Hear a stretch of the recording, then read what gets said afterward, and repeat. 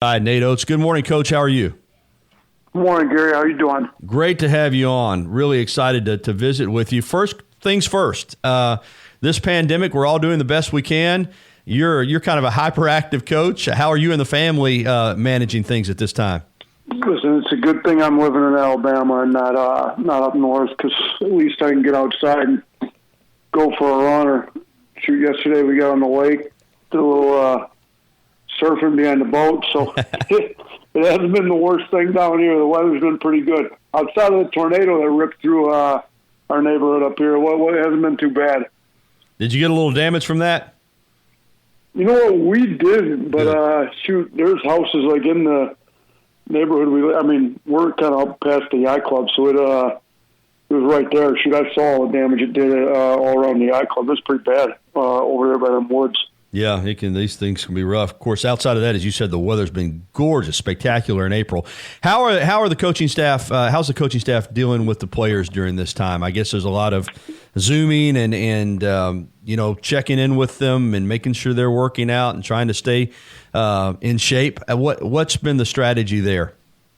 You know what? We've been doing weekly Zoom meetings with them, but we can't really require anything. So, you kind of check in, just kind of encourage them to work out. But and then you just have individual, text calls.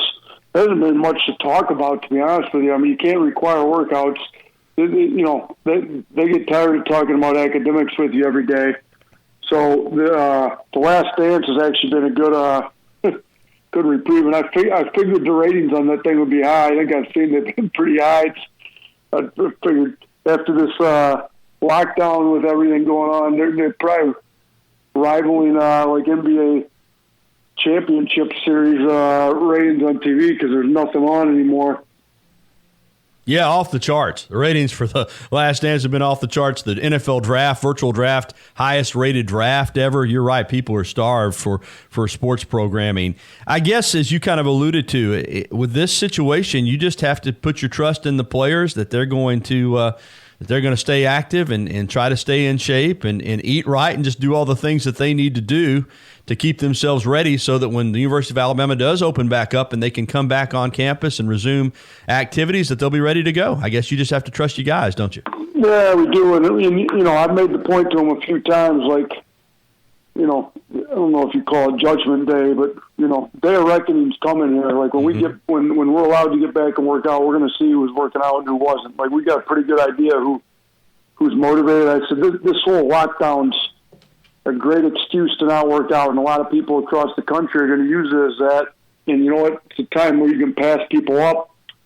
So, if we want to be better than last year, every last one of you guys should be using this to try to pass people up that are using it as an excuse. But again, since you can't monitor it too much, you just got to trust that you got the right kids in the program, and trust that they are working out on their own right now. Coach Nate Oats with us, University of Alabama head men's basketball coach. Of course, the nature of basketball these days, man, it's every year you're kind of reshaping your roster. That's just the way it works. Guys leave, guys coming in. Let's talk about the guys that you're losing. We know Kyra is going to stay in the draft. Obviously, he's going to be a first-round pick, and good for him, man. What a great year he had for you. What about Petty and Herb? Do you have any update on their status? You know what? With Herb, this is going into a senior year. It's the last time he could declare and come back. So it made sense for him to do it, get some feedback, but he just wasn't healthy enough to really put himself where he needed to get. Right. So I'm pretty confident he'll be back based on talks with him and, his dad. And then Petty, I think, is really up in the air. If Petty could play himself, and I say play himself, who knows if you're even going to get a workout in. But if some team, and we don't even know what draft order right now, so that's another issue going on. Mm-hmm. Until the NBA finishes their regular season, you're not going to have a draft order, or until they decide they're not going to. So then it's hard to predict. He's one of those guys that's borderline. Is he, early second, mid-second, late second, not drafted, somewhere, depending on what team says what. So he's a really hard one to predict. I think that some teams would take him early second round, and some of those early second round picks get guaranteed money. And if he could get a guaranteed contract, I think it probably makes sense for him to go. If he doesn't have a guaranteed contract, I think if he came back, he could play his way into the first round. I think he knows that. I think he's a smart kid. Him and his mother, Regina, I think will make the right decision in this case. Sounds good. We know recruiting is the lifeblood of the program. I don't care how good a coach you are. If you don't have the players, it's it's a tough go. On paper, because none of these guys are even on campus, and you had the difficulty of trying to recruit when you couldn't really have contact. But this signing class of Primo, Keon Ambrose Hilton, Darius Miles, Keon Ellis, of course, you get the graduate transfer, and Jordan Brunner from Yale. On paper, Coach, I mean, it looks good. They got to come in and they got to play, but I'm guessing you're very pleased with the efforts of you and your staff in regards to putting this class together. No, we are. I mean, we felt like we kind of were able to fill some needs. You look at the three freshmen, we wanted to get long, athletic, skilled perimeter players. Keon Ambrose, the first one to sign. He's 6'8", plays really hard. We struggled to rebound the ball. That's one of the best things he does, but he's also capable of making threes, and we want our bigs to be able to stretch the floor and space the floor out. And so his athleticism, he's got high upside. And then, you add in another front court guy. He's kind of like a wing, but Darius Miles, 6'7", and another long, athletic, skilled guy that has really, really high upside. So those are kind of the guys we want to get. We want to get interchangeable parts, and I think Darius can really pass the ball, and he's got, great physical tools to be a great defender. That's the other thing. All five of these guys, I think, can be high-level defenders with their length and athleticism, and we got to get much better defensively. But, Primo, latest ESPN 2021 draft has him 18. He was at 17 for a minute there, but, he's like middle first-round pick projected if he came out after his freshman year. So that's based on his play. Played really well at the Basketball Without Borders deal in February. So he's got a high upside. He's a 6'6" combo guard that can really do everything. He's a high-character kid. All these guys are. So the three freshmen we're ecstatic about. Now, I think the transfers, the junior college transfer, Keon Ellis, fills an immediate need. We need scoring, more scoring on the wing. And he's, you don't want to take a JUCO kid or a transfer that's not going to play. Like, that just doesn't make sense for them. So, he led the junior college team he was on, Florida Southwest. They were number one in the country. He led them in scoring all year. He averaged 19 points a game and shot over 40% from three. So, if Petty doesn't come back, he's right there. And even if Petty does come back, the two of them can play together, just fine because they can both pass, dribble, and shoot. So, then the one, that really probably fills the biggest need we had was a big that fit our system. And we felt like we got the best grad transfer on the market as far as what we needed. And Jordan Brunner had triple-double. One of three triple-doubles in Ivy League history, the only one in Yale history. He was 2 assists away from another triple-double this year. So he's a guy that's super skilled, really plays the way we want to play, can step out, make shots, handle the ball, can really initiate offense from the center spot. I think he'll cause a lot of mismatches, especially with the way we play. So, I don't think we could have done a better job, especially in the circumstances we're in. And we're ecstatic about the new guy. And then you add in the fact that Quinterly didn't play last year. He's new. Juwan Gary was out. James Rojas, first-team All-American, JUCO player. You add those three guys in with these other five. You got 8 guys that didn't play here last year. They'll all be new on the roster. Yeah, it's going to be fun. Nate Oats joining us here on the Gary Harris Show. Yeah, I want to go in depth a little bit on Brunner because you're projecting the 3 high school signees and even Ellis, the junior college player. But in Brunner, you got a guy that's done it at the D1 level. Like you said, averaging nearly a double-double, can shoot the 3, can be a rim protector, athletic at 6'9". I don't rank graduate transfers. I don't do any of those rankings. But I have to think in regards to a one-year player, there aren't many in the country that were better than this guy to be able to come in and, like you said, fits what you do to make an immediate impact on your team. No, I don't think there's anybody that fills a need better than what he feels the need that we had. And there's guards out there that average more points. There's maybe some bigs that average a few more rebounds, but there's nobody that's going to a program that fits a need better than what he fits for us. So we targeted him literally. So with the Ivy League, you can't play as a graduate student. That's a rule they have. Right. So there's no grad student that, supposed to academics are supposed to be too hard at that level and whatever. So we knew he was going to be a grad transfer way back in December. We had taken a kid from the same AAU program that he had played on in South Carolina, kid up at Buffalo. So we knew the AAU coach. We knew this, we knew Brunner was going to be a grad transfer. I started watching Yale games back in January. So, we pretty much had come to the conclusion we weren't going to get anybody better than him. And when he put his name in the portal, we needed to go all in. Well, before he put his name in the portal, he let it be known that he was going to declare for the NBA draft. So then we, kind of put a little bit of we're like, So, well, we waited.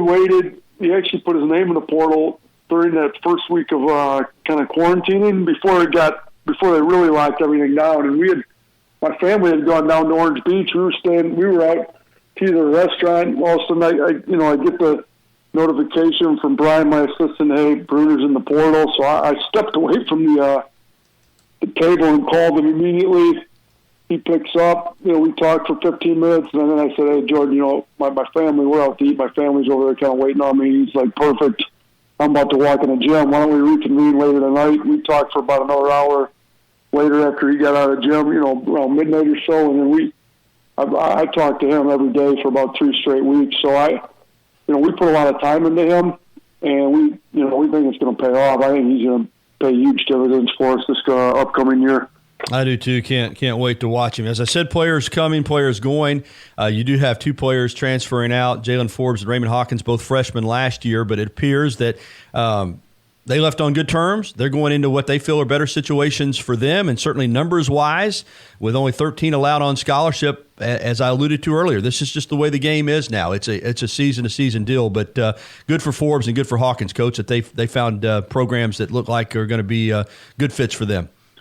Yeah, they're both good kids, and Raymond just came in. He kind of was, ended up being like our 4th big. Just wasn't enough time. I talked to Dan Munson for a while this past weekend on him, and just reassured him that he's a great kid, and he's gonna do. He just needed a fresh start, really, and I think he got it. And Jalen Forbes, one of the hardest working kids we had, just struggled a little bit. He's a shooter. Struggled, I think, maybe with just how fast we played, and his athleticism maybe didn't quite match up with the speed. And, people got to remember they were recruited to play in a completely different system than what we brought in. So, some of these guys, it's nothing against them and nothing, just they might be better off in a more traditional system that doesn't play quite as fast as we play. And, so sometimes you just need to get a fresh start somewhere. So, we're helping out. Literally, there's nobody on this roster that we don't like. We, as kids, we like them all. It's just you don't want guys to come back when they really don't have a chance to play a ton. So some of those conversations, if you can help them get to a spot where they got a chance to play heavy minutes, they're going to be more. They're going to be happier, and they're going to have a better experience doing that. Wrapping up with head coach Nate Oats, Alabama men's basketball. A year through the league now. You come in last year, new program, new conference. Trying to get acclimated, and now it's your program, it's your team. What did you learn in that first year, good and bad, that will help you in year 2? Well, the league's really good. I mean, I was on a podcast with Evan Daniels. I think he said something about 5 of the top maybe 9 recruiting classes in the country in the SEC. So, this is a league that's got over half the coaches have coached in the Final Four before. So the coaching's high level. The players are high level. Even look at this year's draft. There's going to be quite a few guys out of the SEC draft in the first round in the NBA draft this summer. So I think talent level's high, coaching level's high, athleticism's probably the best there is in the country, in my opinion. So, if we're going to play fast the way we want to play, we better have some high-level athletes. And, I love the league. Playing fast, you don't necessarily want to be in a league that's a bunch of grinded up, slow, smash mouth type of guys. And this league, tends to get up and down a little bit more, but you got to really study and you got to be great as a coach. So we had a lot of close games. We got to learn how to win some close games. We got to do a better job as a coaching staff preparing our guys to win tight games down the stretch. I mean, if you kind of went through our schedule and looked, if we'd have won some of these games, talk about being up 21 at Florida and losing double overtime. If you start SEC playoff with a win on the road at Florida, who was picked to win the league by most people, that maybe flips the whole thing around. And so we just a lot of small things add up. And I think you got to be really, really good at, doing all those small things at a really high level. And I think, if we can get our guys to buy into it and us as a coaching staff do a better job, I think we can be pretty successful here this upcoming season. Yeah, I want to ask you about that. You came in, you played exactly the way you said you were going to play. It's the only way you play. Attempted 334 three-pointers, 6th in the nation. There were times, man, when it was so much fun watching you get up and down the floor and those threes were raining in. There were other times, though, against A&M, Buzz and his crew kind of mucked it up a little bit. And some other games where teams, were able to slow you down and make it kind of an ugly game. Defensively, you stuck pretty much to your man-to-man. Those type of games, when you're not able to have the offense that you like to have you thought about some adjustments defensively, whether it's going into some zone or maybe some pressing type things that you want to put in defensively to maybe try to be in a better position to win some of those type games? Is that something you've looked at? You know what? I mean, we just had last Monday, we had a long staff meeting, albeit on Zoom. And we kind of went through all of our defense. I mean, we've got defensive assistants and offensive assistants. Defensive assistants looked at every single game, every single run that we gave up, all that stuff. We kind of went through all the analytics, and I think we're open to, doing a lot of things. I think the biggest issue defensively was we didn't have any kind of depth. Again, this is college where, there's still motivation. It's a large part of this. This isn't the NBA. Mm-hmm. Although, to watching the Last Dance, there's some motivational tactics that come in the NBA, but it's even more so in college. But when you don't have any kind of depth and can't really hold a hammer on these guys, if you've got 10, 11 guys that can play and somebody doesn't want to play defense, they just don't play. Well, this year, we didn't have that option. I mean, you look, we had 9 guys that we played in the rotation. Most games, we didn't have the full 9. We had injuries, so we were down to 7 at some point. And some of those games, you're down to 7 or 8 guys, and 3 or 4 of them are essentially centers, because if you count Herb for half the season when he didn't have his left hand, right. I mean, he's essentially a center. So then you throw in Javian, Galen, and Reese with them. All of a sudden, you got an 8 or 9 man rotation, and 4 of them are centers. Well, your perimeter guys have there's zero hammer being held over any of those guys to guard anybody. It's all just, if you want to win, you're going to guard. It's not none of, if you want to play, you're going to guard. Well, I think having some perimeter depth, we can clear up some of that. I mean, if a kid wants to get beat on blow-bys, then he's just not going to play. And I think we can establish that early. There's also a lot of little things that as a staff, we talked about doing it. And you know what? We may need to mix some zone. I haven't really been a zone guy. We got to, if you go back to my last year at Buffalo, and that's at a mid-major, but if you look at the KenPom stats, our offense was 21st ranked offense in the country, and that's adjusted, for who you play. So even, that offense would have been pretty dang good in the SEC, even at 21 in the country. And our defense was 31st. There wasn't very many teams that were top 30 in both offense and defense. So we played 0 possessions of zone that year. But again, we had tough physical guards. We had depth. We were long. We had guys with high basketball IQ. So we're trying to replicate that at an even much higher level with better athletes. And I think you see the guys we're bringing in are longer, more athletic. But we've got to build some toughness about some of these guys to where we just don't get beat. And you know what? I think there's some really good defensive coaches in our league. that do mix in some zone, and that's Charlie Henry, my one assistant that spent 5 years in the NBA. And he was the Bulls cheerleading head coach for the last 2 before this past season. He kind of ran our defense. Obviously in the NBA, there's not much zone with the rules and the way that's played. So we don't have a ton of zone experience on our coaching staff. Even I've never been a zone guy. I will say I did in high school when teams tried to slow it down on you, and it was more like a half-court trapping zone just to speed the game up. Right.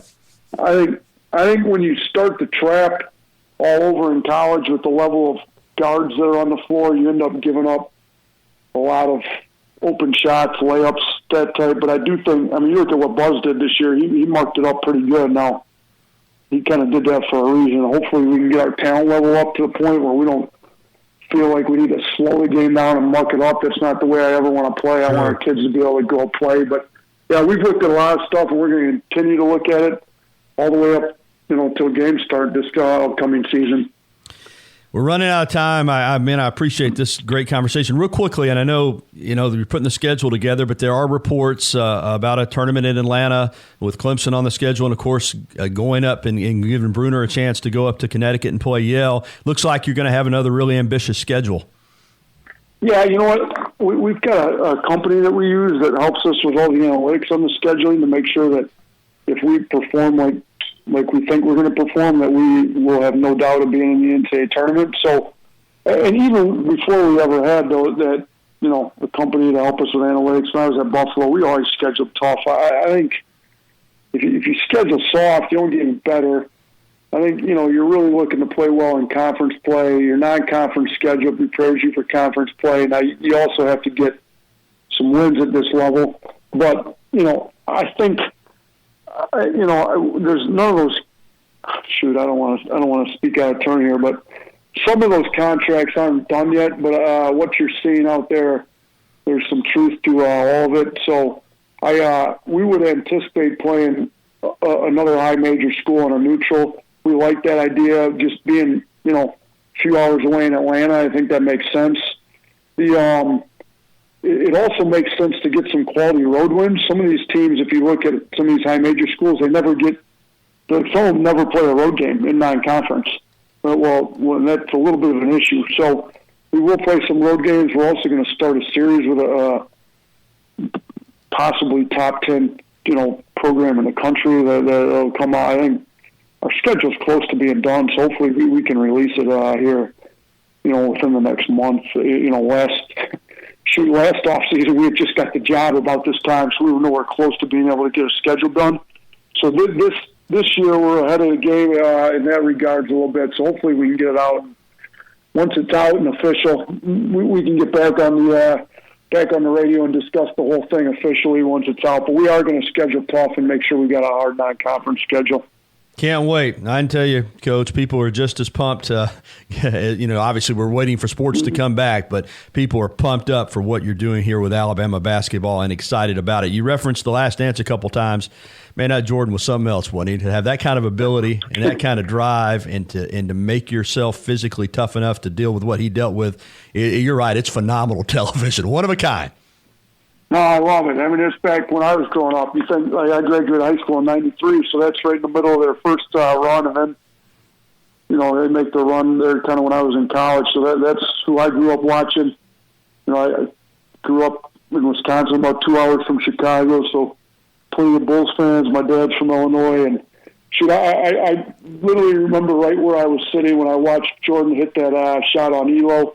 He's up with the fist bump. You go back to some of those moments when you're growing up and it almost brings chills back. You're such a big fan of sports growing up. Actually, I still am, but when you're a kid, that's something else. So this thing's been great for me because it takes me back when I was growing up, when I was a kid. I was just getting into basketball, being a huge fan. I think it's phenomenal. I think, we talk about we have a Zoom meeting with our team every Monday. So for the last 2 Monday mornings, we've been talking about The Last Dance. Hey, what'd you guys get out of it? What'd you see? What'd you learn? Guys got different stuff that they saw. So I think every sports fan across the country is tuning into that deal every Sunday night. Absolutely. Coach, man, I can't tell you how much I appreciate the time. I know you're busy. Even during the pandemic, you got a lot to do, and we appreciate you carving out a little time for us and look forward to having you back on once that schedule's announced to talk about that. Thank you so much. No problem. Thanks, Gary. Appreciate it.